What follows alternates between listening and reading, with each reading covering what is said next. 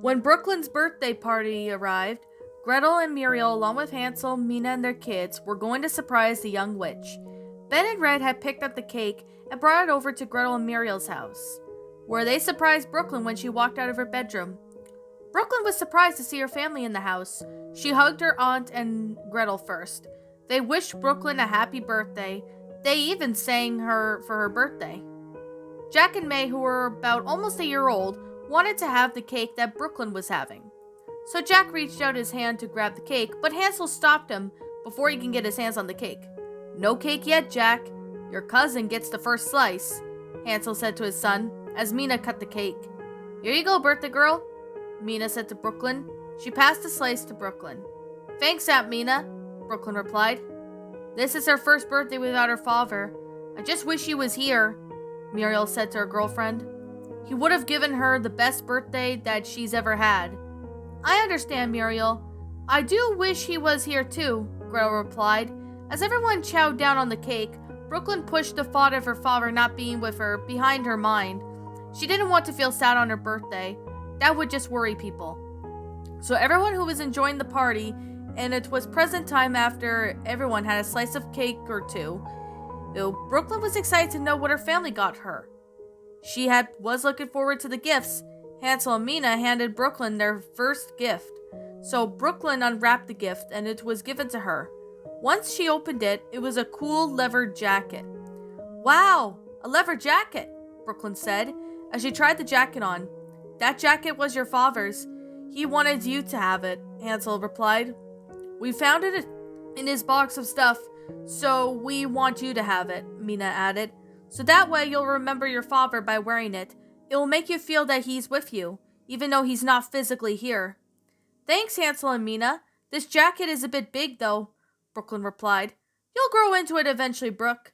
"You will in time," Hansel said, as Jack and May wanting to feel the jacket. "It's a leathery feel," Brooklyn said to Jack and May. Then Ben and Red handed Brooklyn their present.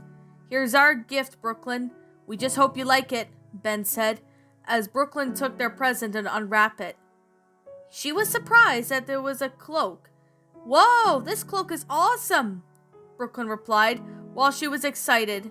"Your father used to wear that. We want you to have it," Red said. "It's so that you could remember him, even though he's not here." "Thanks, Ben and Red. This is a nice cloak," Brooklyn replied as she gave Ben and Red a hug in the process. Then she tried on the cloak. "It's a tad big, but you'll grow into it," Ben said. "What a nice gift," Muriel said to Red and Ben. Then Gretel handed Brooklyn her and Muriel's gift. Here's your aunt and my gift to you, Brooke. We hope you enjoy it," Gretel said to Brooklyn. As the little witch opened her gift, it was like the dark rose-red scarf, the one that belonged to Diablo. "Whoa, this scarf is cool," Brooklyn said in amazement. "That was from your father. All of your gifts belong to your father," Gretel replied. When he died, we decided to give you his leather jacket with his cloak and scarf." "These gifts are amazing, thank you guys," Brooklyn said, as she hugged everyone in the room. "But why did you give me my father's things?" "We know how sad you were when your father passed," Hansel replied, "so we decided to give you his favorite things to wear," Muriel added, "so that way you will not feel so lonely and you'll feel that he's with you." "So this is why I'm getting my father's things. Now I won't be alone anymore," Brooklyn replied as she hugged her aunt in the process. After the party was over, everyone had gone home for the day. Brooklyn had a good birthday. She liked the things that her family got. Whenever she wears a leather jacket, cloak, or scarf, she'll feel that her father is with her. Even though her father is gone, he is still watching over her in spirit. Brooklyn's scarf had been around her teddy bear while her cloak and leather jacket were in the closet. She will wear them depending on whatever she wants to wear, and whatever the weather outside is like. Brooklyn was in bed as Gretel was tucking her in, and Muriel decided that they will both read a bedtime story. "What story would you like us to read to you?" Gretel asked. "Can you tell me the tale of Cinderella?" Brooklyn asked. Muriel did find a book on Cinderella on the bookshelf. "Of course, it was my favorite story as a kid," Gretel replied. My mother used to read it to me and your uncle. It was way back when we were kids. What happened to your mother? Brooklyn asked. You see, Brooke, me and Gretel didn't get along back then. But within a year, we made peace with each other and got along well, which brings me to where me and Gretel are now.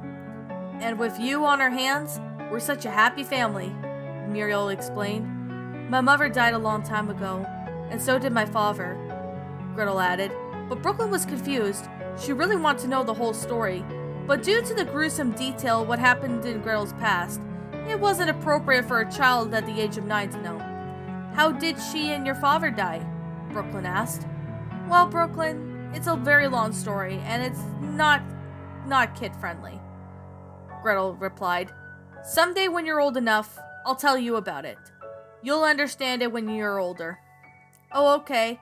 I was wondering, Brooklyn said, as Muriel joined Gretel on Brooklyn's bed. The girls read Brooklyn a story about Cinderella, and after the story was finished, Gretel got up to put the book away. Did you have a great birthday, Brooke? Muriel asked her niece. I sure did, Aunt Muriel. Thank you and Gretel for the party you both arranged, Brooklyn replied. She then hugged her aunt, and she leaned over to hug her niece. I'm glad you had a great birthday, and we'll do this for every birthday we have, Muriel said. Brooklyn yawned as Gretel took a turn to hug Brooklyn. With the hugs being said and done, Brooklyn was eventually getting sleepy. Good night, Brooklyn. Sleep well, Gretel said, as she and Muriel were standing at the doorway, ready to shut the door behind them. Good night, Aunts Muriel and Gretel, Brooklyn replied, as she yawned. Gretel and Muriel shut the door behind them. Once the door was closed behind Gretel and Muriel, Brooklyn eventually fell asleep with her teddy bear beside her. Gretel and Muriel walked away from Brooklyn's bedroom door, and the girls got downstairs to the sheriff's office. The girls finally had some alone time, and they wanted to spend their time alone together. When they had alone time, they would sometimes make out and or do some stuff together. Are you up too? Gretel asked. Well, I was thinking about something for a long while, Muriel replied, her skin turning white with black cracks. This is only if you want it. I won't force it on you, though. What are you talking about? Gretel asked, confused by what her girlfriend was saying. But Muriel whispered something in Gretel's ear, and then she knew what Muriel meant. Oh, that. Well, Muriel, I haven't done anything with anyone before. Are you sure you're ready for that? It's a big step, you know. We can wait if you want. I'm up for it if you are, Muriel replied, but Gretel smirked seductively at her girlfriend. You know, Muriel, while Brooklyn's asleep, we can make noise downstairs, as long as we don't wake her up, Gretel said. I know what you're talking about, Gretel. There's something from you that I need, Muriel replied, as she and Gretel enjoyed the rest of their night alone time together. This had to be the best thing that's ever happened to Gretel. She became the new sheriff in Augsburg, along with Hansel being the new mayor. Even though they're still witch hunters, they did a great job at keeping Augsburg safe from danger. The trust Gretel had gained from Muriel when her brother brought her back to life was a forbidden trust. However, with Gretel and Hansel running the town, they can make their own rules, laws. The trust Gretel had gained from Muriel as their relationship grew, it turned around from a forbidden trust to now a relationship trust.